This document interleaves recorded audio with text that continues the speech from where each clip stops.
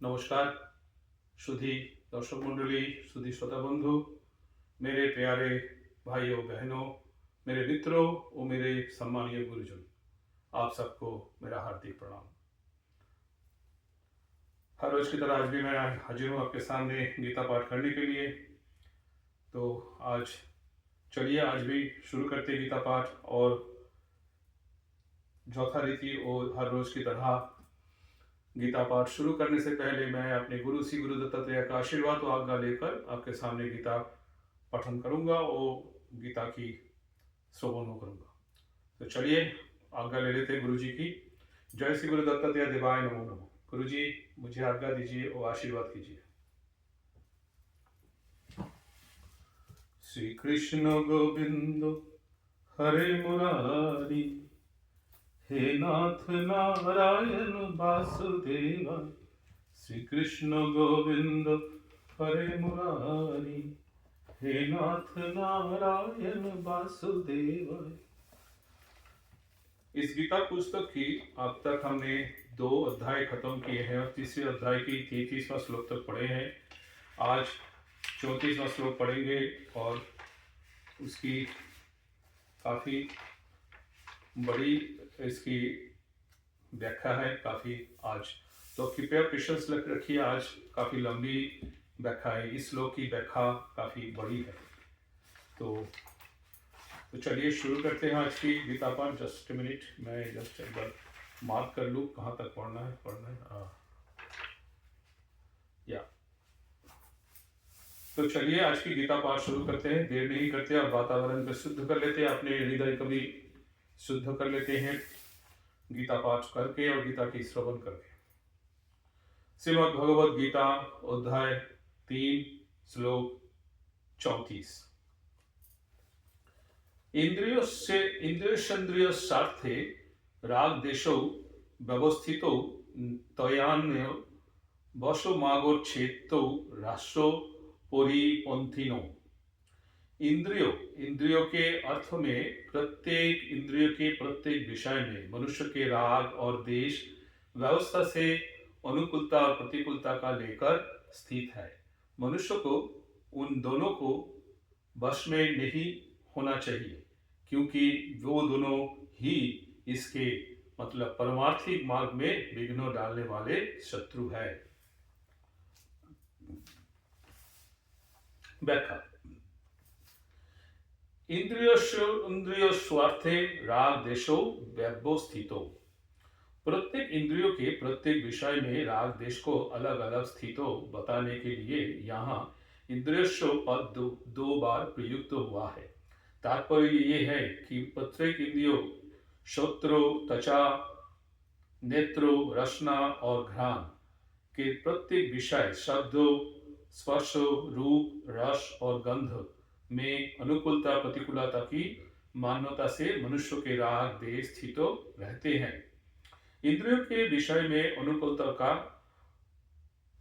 का भाव होने पर मनुष्य का उस विषय में राग हो जाता है और प्रतिकूलता का भाव होने पर उस विषय में द्वेष हो जाता है। वास्तव में देखा जाए तो राग देश इंद्रियों के विषय में नहीं रहते। यदि विषय में राग देश स्थित होते तो एक ही विषय सभी को समान रूप से प्रिय अथवा अप्रिय लगता, परंतु ऐसा होता नहीं।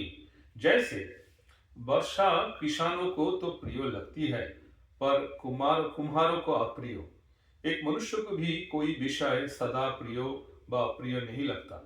जैसे ठंडी हवा गर्मी में अच्छी लगती है पर सर्दी में बुरी, इस प्रकार सब विषय अपने अनुकूलता या प्रतिकूलता के भाव से ही प्रिय अथवा अप्रिय लगते हैं।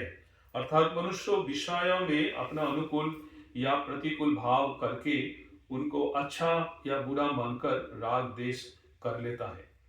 इसीलिए भगवान ने राग देश को प्रत्येक इंद्रियों के प्रत्येक विषय में स्थित बताया है। वास्तव में राग देश माने हुए अहम मैंपन में रहते हैं। शरीर से माना हुआ संबंध भी अहम कहलाता है। अतः जब तक शरीर से माना हुआ संबंध रहता है तब तक उसमें राग देश रहते हैं और वो ही राग देश बुद्धि मन इंद्रियों तथा इंद्रियों के विषय में प्रतीत होते हैं। इसी अध्याय के 37वें 43वें श्लोक तक भगवान ने इन्हीं राग देश को काम और क्रोध के नाम से कहा है।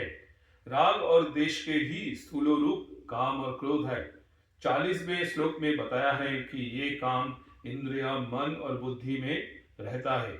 विषयों की तरह इनमें इंद्रिय मन और बुद्धि में काम की प्रतीति होने के कारण ही भगवान ने इनको काम का निवास स्थान बताया है।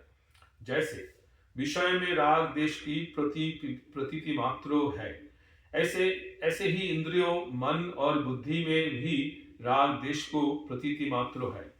ये इंद्रिया मन और बुद्धि तो केवल कर्मों करने के कारण औजार है। इनमें काम क्रोध अथवा राग देश है ही कहाँ।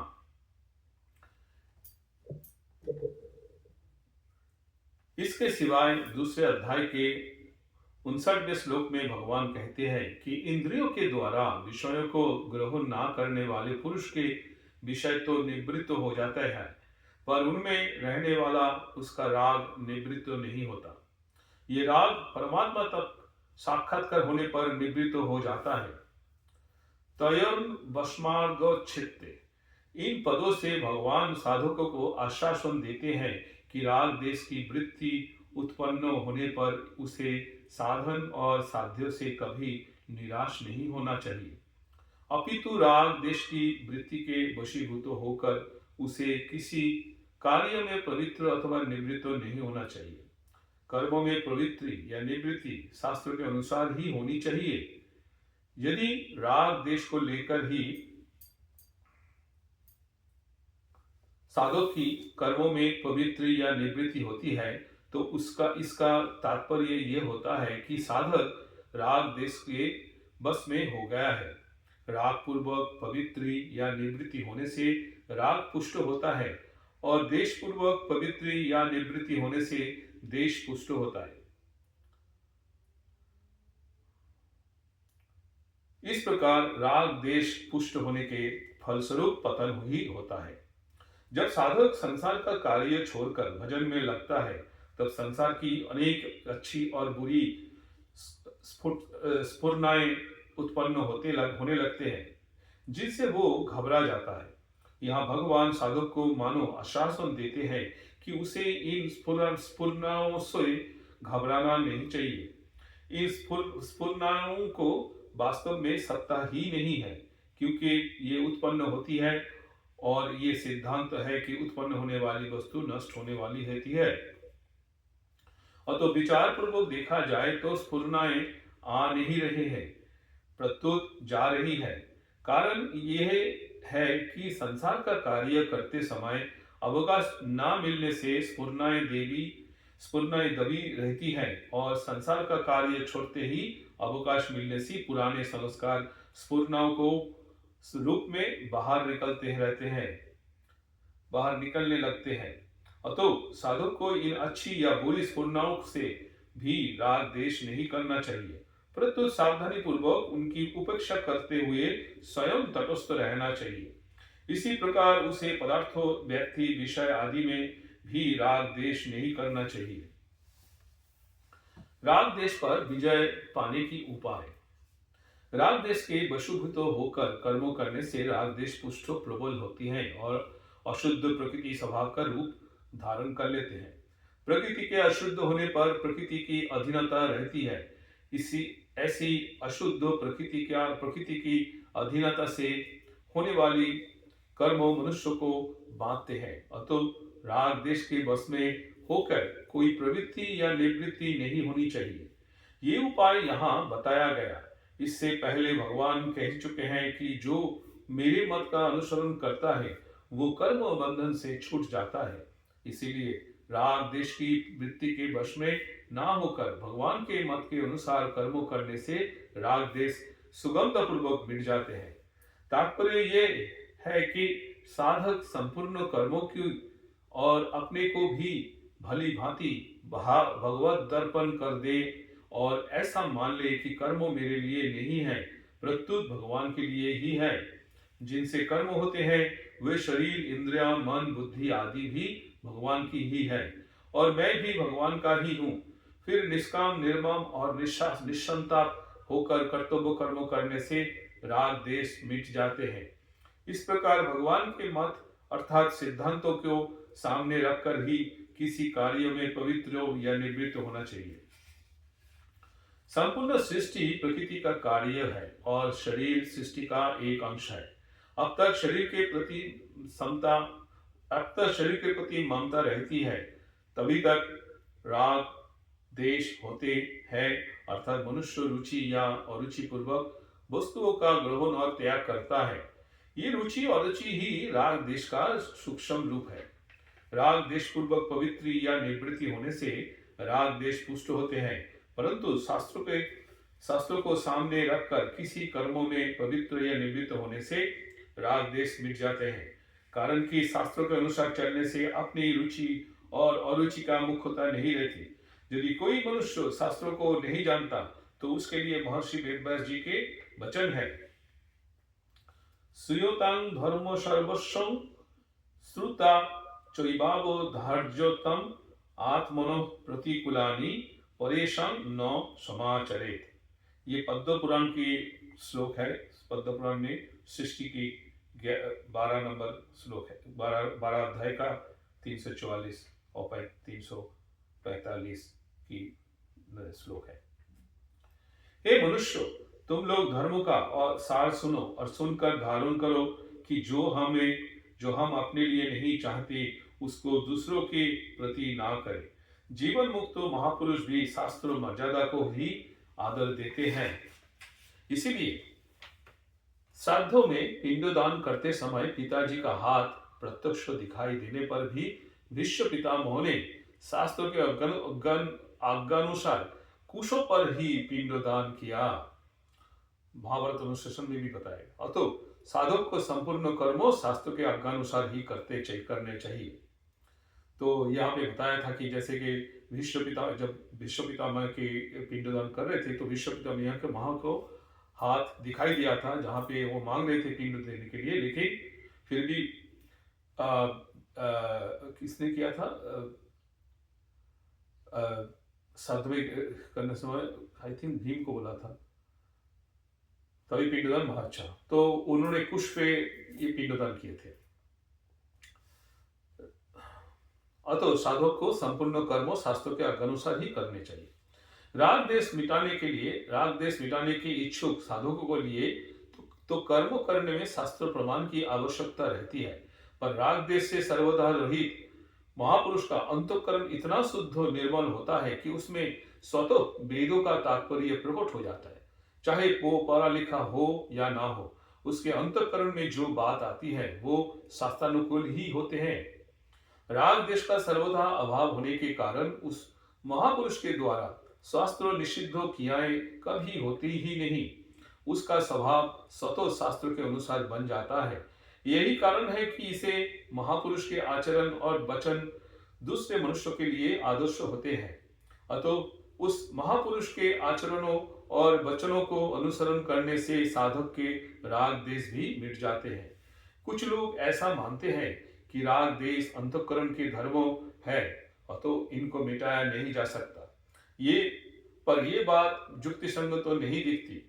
वास्तव में राग देश अंतःकरण के आगंतुक विकार है, धर्म नहीं।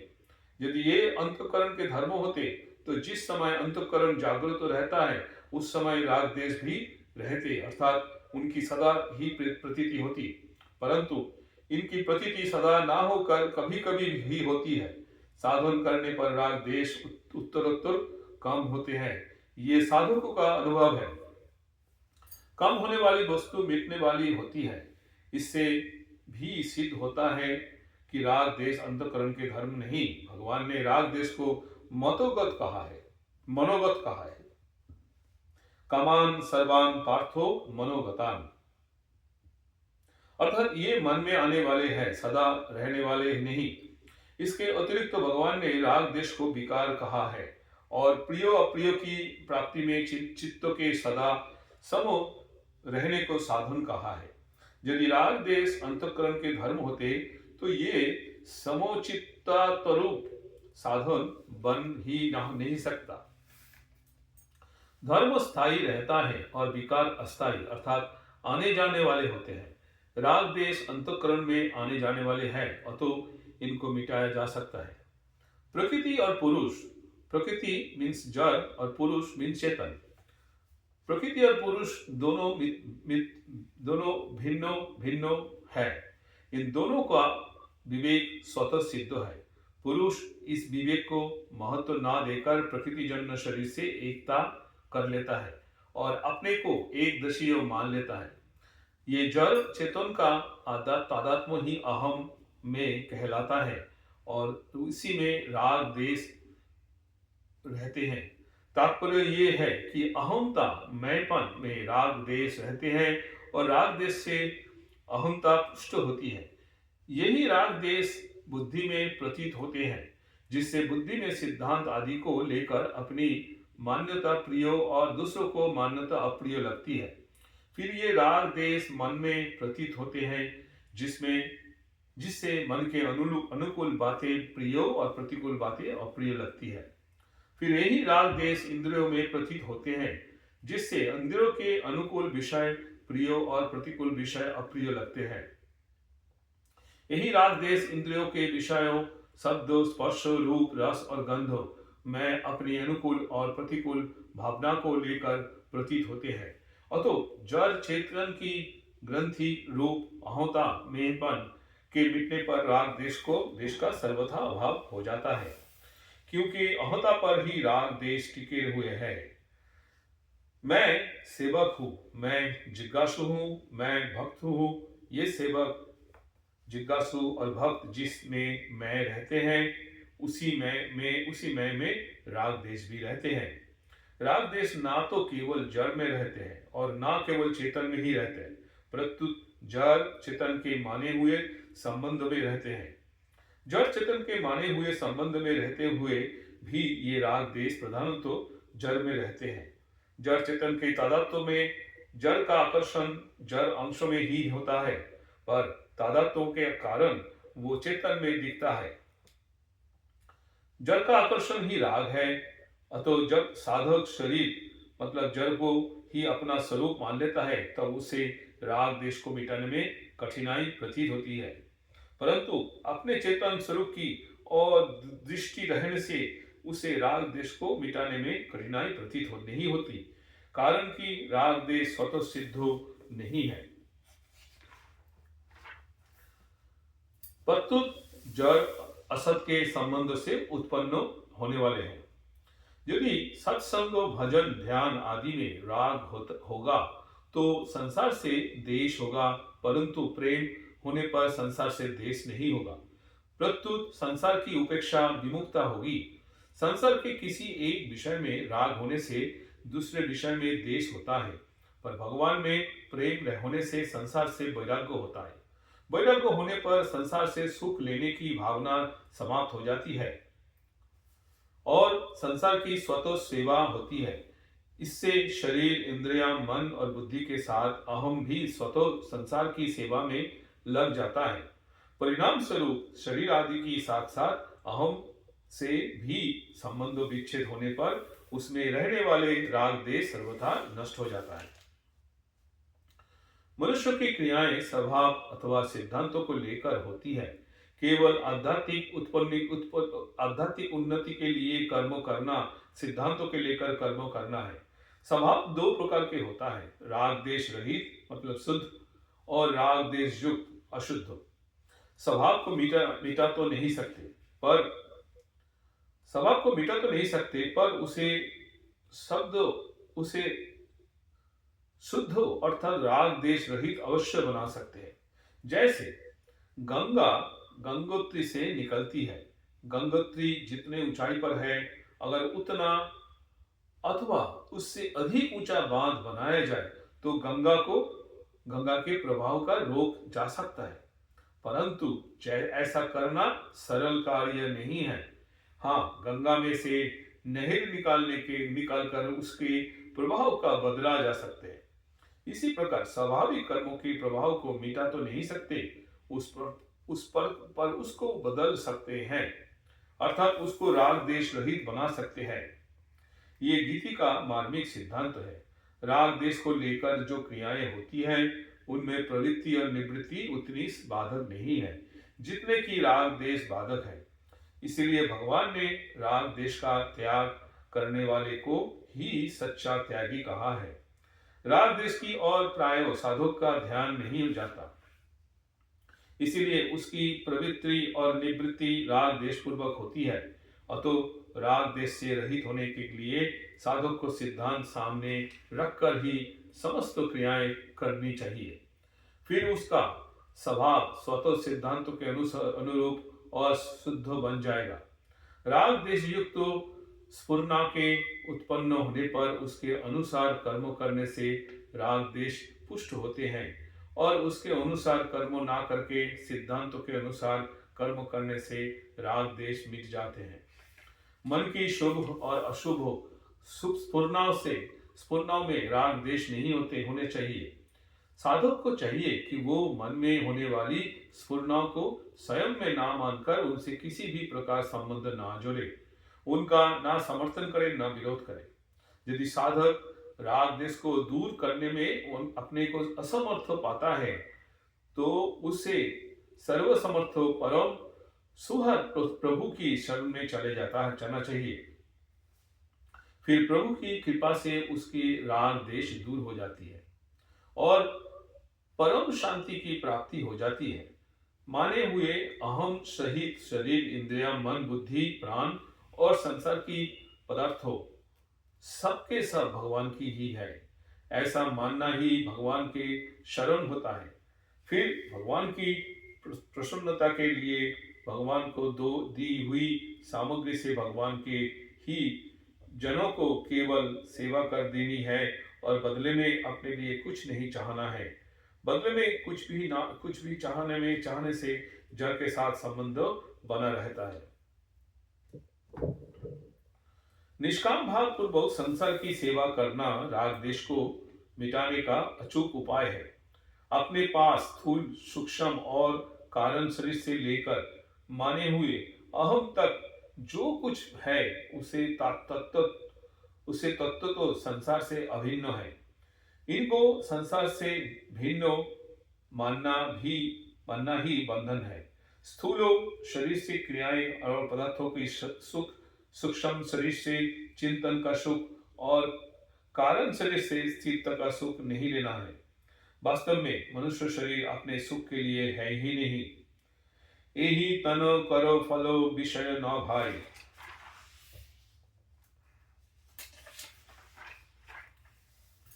दूसरी बात, जिन शरीर, इंद्रियों, मन, बुद्धि, पदार्थों आदि से सेवा होती है वे सब संसार के ही अंश है। जब संसार ही अपना नहीं तो फिर उसका अंश अपना कैसे हो सकता है? इन शरीर आदि पदार्थों को अपना मानने से सच्ची सेवा हो ही नहीं सकती, क्योंकि इससे ममता और स्वार्थो भाव उत्पन्न हो जाता है। इसलिए इन पदार्थों को उसी के मानने चाहिए जिसकी सेवा की जाए।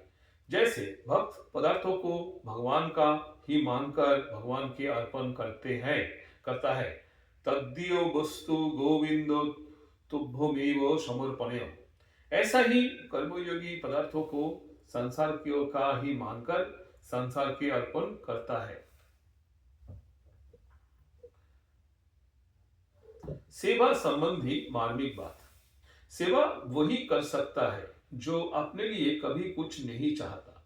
सेवा करने के लिए धनादि पदार्थों की चाह तो कामना है ही। सेवा करने की चाह भी कामना ही है, क्योंकि सेवा की चाह होने से ही धनादि पदार्थों का कामना होती है। इसलिए अवसर प्राप्त हो और योग्यता हो तो सेवा कर देनी चाहिए, पर सेवा की कामना नहीं करनी चाहिए। दूसरों के सुख पहुंचाकर सुखी होना, मेरे द्वारा लोगों को सुख मिलता है, ऐसा भाव रखना, सेवा के बदले में किंचित भी मान बढ़ाई चाहना और मन बढ़ाई मिलने पर राजी होना वास्तव में भोग है। सेवा नहीं। कारण कि ऐसा करने से सेवा सुख भोगों में परिणत हो जाती है, अर्थात सेवा अपने सुख के लिए हो जाती है। अगर सेवा करने में थोड़ा भी सुख लिया जाए तो वो सुख धनादि पदार्थों में महत्व बुद्धि पैदा कर देता है, जिससे क्रमशः ममता और कामना की उत्पत्ति होती है। मैं किसी की कुछ देता हूँ, ऐसा जिसका भाव है, उसे ये बात समझ में नहीं आती तथा कोई उसे आसानी से समझा नहीं सकता कि सेवा में लगाने वाले पदार्थों उसी के है जिसकी सेवा की जाती है। उसी की वस्तु उसे ही दे दी तो फिर बदले में कुछ चाहने का कम हमें अधिकार है ही नहीं, ही क्या है। उसी की धरोहर उसी को देने में एहसान कैसा। अपने हाथों से अपना सुख धोने पर बदल में क्या हम कुछ चाहते हैं। शंका, सेवा तो धनादि वस्तुओं को द्वारा ही जाती होती है, वस्तुओं के बिना सेवा कैसे हो सकती है। और तो सेवा करने के लिए भी वस्तुओं की चाह ना करने से क्या तात्पर्य है। समाधान, स्थूल वस्तुओं से सेवा करना तो बहुत स्थूल बात है। वास्तव में सेवा भाव है, कर्मों नहीं। कर्मों से बंधन और सेवा से मुक्ति होती है। सेवा का भाव होने से अपने पास जो वस्तुएं हैं वो स्वतः सेवा में लगती है। भाव होने से अपने पास जितनी वस्तुएं हैं उन्हीं से पूर्ण सेवा हो जाती है। इसीलिए और वस्तुओं को चाहने की आवश्यकता ही नहीं है। वास्तविक सेवा वस्तुओं में महत्व बुद्धि ना रहने से ही हो सकती है। स्थूल वस्तुओं में भी वही सेवा कर सकता है जिसकी वस्तुओं में महत्व बुद्धि नहीं है। वस्तुओं में महत्व बुद्धि रखते हुए सेवा करने से सेवा का अभिमान आ जाता है। जब तक अंतःकरण में वस्तुओं का महत्व रहता है तब तक सेवा कर्म भोग बुद्धि रहती है, चाहे कोई जाने या ना जाने। वास्तव में सेवा भाव से होती है, वस्तुओं से नहीं। वस्तुओं से कर्म होते हैं, सेवा नहीं। अतः वस्तुओं को दे देना ही सेवा नहीं है। वस्तुएं तो दुकानदार भी देता है, पर शास्त्र में लेने का भाव रहने से उससे पुण्य नहीं होता। ऐसे ही प्रजा राजा को कर रूप से धन देती है, पर वो दान नहीं होता। किसी को जल पिलाने पर मैंने उसे जल पिलाया तभी वो सुखी हुआ, ऐसे भाव को रहना दुकानदारी ही है। हम मान बुराई नहीं चाहते हैं, पर जल पिलाने से पुण्य होगा अथवा ध्यान करने से पुण्य होगा। ऐसा भाव रहने पर भी फल के साथ संबंध होने के कारण अंतःकरण में जल धन आदि वस्तुओं को महत्व अंकित हो जाता है। वस्तुओं को महत्व अंकित होने पर फिर वास्तविक सेवा नहीं होती, प्रत्युत लेने के भाव रहने से असत के साथ संबंध बना रहता है, चाहे जाने या ना जाने। इसलिए वस्तुओं को दूसरों को सेवा में लगाकर देना पुण्य नहीं करना है, प्रत्युत उन वस्तुओं से अपना संबंध तोड़ना है। हमारे द्वारा वस्तु उसी को मिल सकती है जिसका उस वस्तु पर अधिकार है, अर्थात वास्तव में जिसकी वो वस्तु है। उसे वस्तु देने से हमारा ऋण उतरता है। यदि दूसरों को किसी वस्तु को हमसे अधिक आवश्यकता भूख है तो उस वस्तु को वही अधिकारी है। दूसरा अपने अधिकार की ही वस्तु लेता है, हमारे अधिकार की वस्तु दूसरा ले ही नहीं सकता। एक बात खास ध्यान देने की है कि सच्चे हृदय से दूसरों की सेवा करने से जिसकी वो सेवा करता है उस सत्य के हृदय में भी सेवा भाव जागृत होता है। यह नियम है। सच्चे हृदय में सेवा करने वाला पुरुष स्थूल दृष्टि से तो पदार्थों को सत्यों को सेवा में लगाता है, पर सूक्ष्म दृष्टि से देखा जाए तो वो सत्य के हृदय में सेवा भाव जागृत करता है। यदि सत्य के हृदय में सेवा भाव जागृत ना हो तो साधक को समझ लेना चाहिए कि सेवा करने में कोई त्रुटि, मतलब अपने लिए कुछ पाने या लेने की इच्छा है।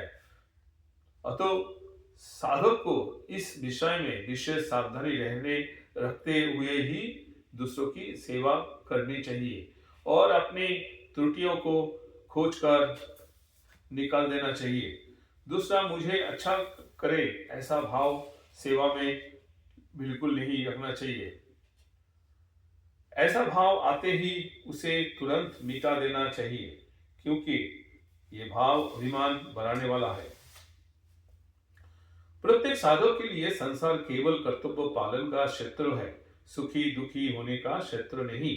संसार सेवा के लिए है। संसार में साधक को सेवा ही सेवा करनी है। सेवा करने में सबसे पहले साधक का ये भाव होना चाहिए कि मेरे द्वारा किसी का किंचित मात्र भी अहित ना हो। संसार में कुछ प्राणी दुखी रहते हैं और कुछ प्राणी सुखी रहते हैं। दुखी प्राणी को देखकर दुखी हो जाना और सुखी प्राणी को देखकर सुखी हो जाना भी सेवा है, क्योंकि उससे दुखी और सुखी होने होने दोनों व्यक्तियों को सुख का अनुभव होता है और उन्हें बल मिलता है कि हमारा भी कोई साथी है। दूसरा दुखी है तो उसके साथ हम भी हृदय से दुखी हो जाए कि उसका दुख कैसे मिटे। उससे प्रेम पूर्वक बात करें और सुने। उससे कहे कि प्रतिकूल परिस्थिति आने पर घबराना नहीं चाहिए। इसी परिस्थिति तो भगवान राम एवं राजा नल, हरिश्चंद्र आदि अनेक बड़े बड़े पुरुषों पर भी आई है। आजकल तो अनेक लोग तुम्हारे से भी ज्यादा दुखी है, हमारे लायक कोई काम हो तो कहना आदि इसी बातों से वो राजी हो जाएगा। ऐसे ही सुखी व्यक्ति से मिलकर हम भी हृदय से सुखी हो जाएं कि बहुत अच्छा हुआ, तो वो राजी हो जाएगा। इस प्रकार हम दुखी और सुखी दोनों व्यक्तियों की सेवा कर सकते हैं। दूसरों की दुखों और सुख दोनों में सहमत होकर हम दूसरों को सुख पहुंचा सकते हैं। केवल दूसरों के हित के भाव निरंतर रहने की आवश्यकता है। जो दूसरे के दुख से दुखी हो, दूसरों के सुख से सुखी होते हैं, वो संत होते हैं। गोस्वामी तुलसीदास जी महाराज ने सत्यों के लक्षण में कहा, पर दुख दुख सुख सुख देखे पर।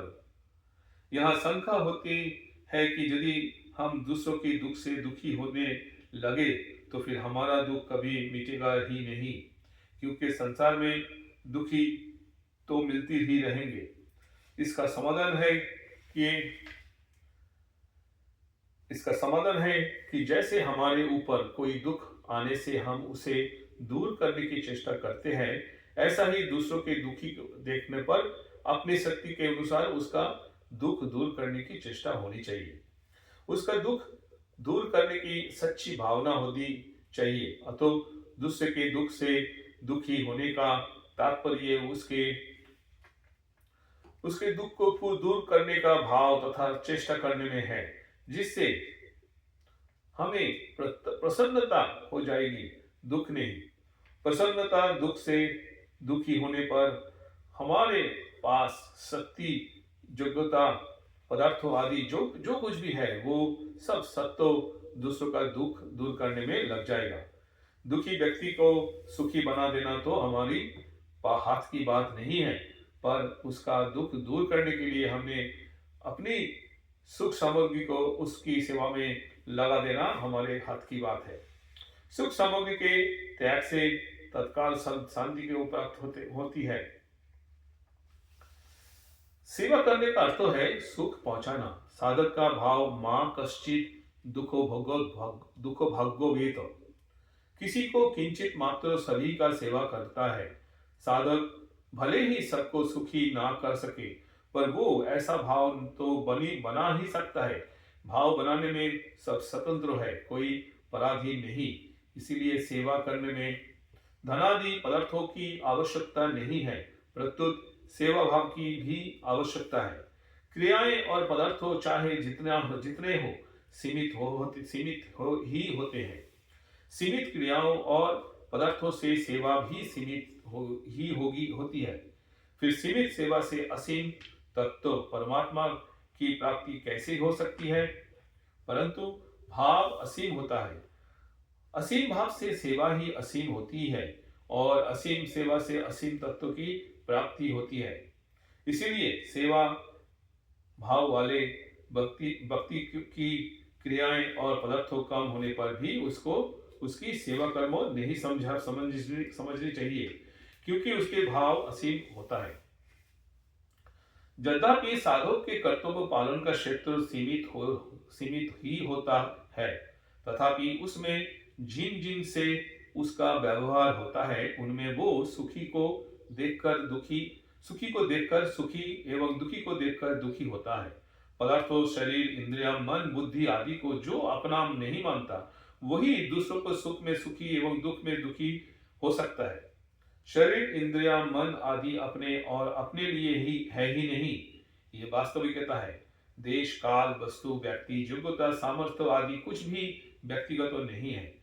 इन पदार्थों में भूल से माने हुए अपनेपन का त्याग प्रत्येक मनुष्य कर सकता है, चाहे वो इंद्रियों से चाहे वो दरिद्र से दरिद्र हो अथवा धनी से धनी, पढ़ा लिखा हो अथवा अनपढ़।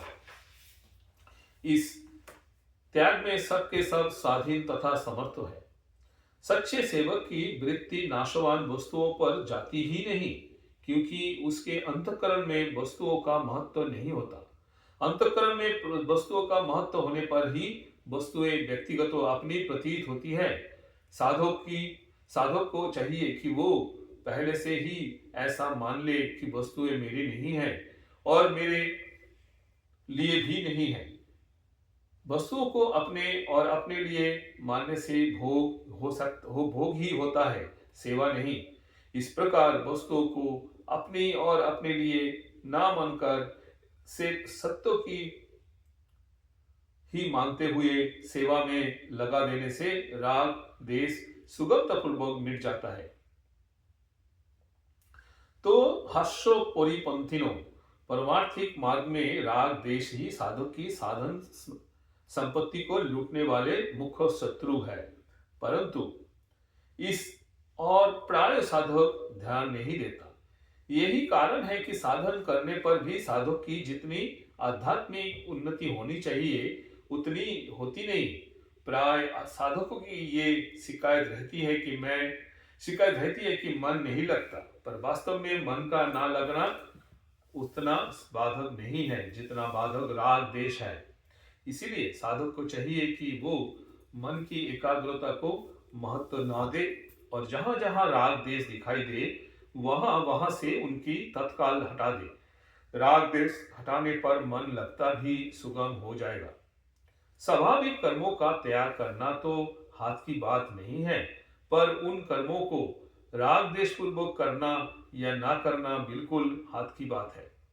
साधक जो कर सकता है वही करने के लिए भगवान आज्ञा देते हैं कि राग देश युक्त स्फुरनो उत्पन्न होने पर भी उसके अनुसार कर्म मत करो, क्योंकि वो दोनों ही परमार्थिक मार्ग के लुटेरे हैं। ऐसा करने में साधक स्वतंत्र है। वास्तव में राग देश स्वतः नष्ट हो रहे हैं, पर साधक उन राग देश को अपने में मानकर उन्हें सत्ता दे देता है और उसके अनुसार कर्म करने लगता है। इसी कारण वो दूर नहीं होते। यदि साधक राग देश को अपने में ना मानकर उसके अनुसार कर्म ना करे तो वो स्वतः नष्ट हो जाएंगे। तो मेरे प्रिय भाइयों बहनों और मेरे मित्रों और मेरे मंडली श्रोता बंधु और मेरे परम पूजनीय मेरे मेरे सम्मानीय गुरुजन, आप आज मैं अपनी गीता पाठ यही समाप्त करता हूँ। आज एक ही श्लोक पढ़े हैं और आपने देखे हैं, बहुत उसकी व्याख्या बहुत लंबी थी, तकरीबन 4 5 6 पेज तक था। तो इसी तरह से प्रभु श्री लेखक श्री राम सुखदास ने हर श्लोक की बहुत ही डिटेल से बात की है, निरीक्षण की है, जो कि सबके जानने लायक है। तो तभी तो मैं निमित्त बनकर आप सबके सामने ये पेश करता हूँ। हर रोज आता हूँ गीता पाठ करने के लिए। आप भी निमित्त बनिए। अगर किसी को भी ये गीता पाठ सुनना चाहते हैं तो उनको भी मेरे चैनल फॉरवर्ड कर दीजिए और आप भी निमित्त बन जाइए, एक अच्छी काम के लिए भागीदार हो जाइए। तो आज की गीता पाठ मैं यही से समाप्त करता हूँ। जाने से पहले हर रोज की तरह मैं अपने गुरुदेव श्री गुरु दत्तात्रेय के और भगवान श्री कृष्ण के पास आवेदन, आरजी और अनुरोध करता हूँ कि जो भी मेरे इस चैनल में सुनते हैं और नहीं भी सुनते हैं, उन सब की जीवन मंगलमय और सुखमय करके तुले, और मेरा भी जीवन मंगलमय सुखमय करके तुले और हम सबका कल्याण करें। जय श्री गुरु दत्तात्रेय देवाय नमो। जय श्री कृष्णाय नमः। श्री कृष्ण गोविंद हरे मुरारी, हे नाथ नारायण वासुदेव। श्री कृष्ण गोविंद हरे मुरारी, हे नाथ नारायण वासुदेव। जय श्री कृष्ण।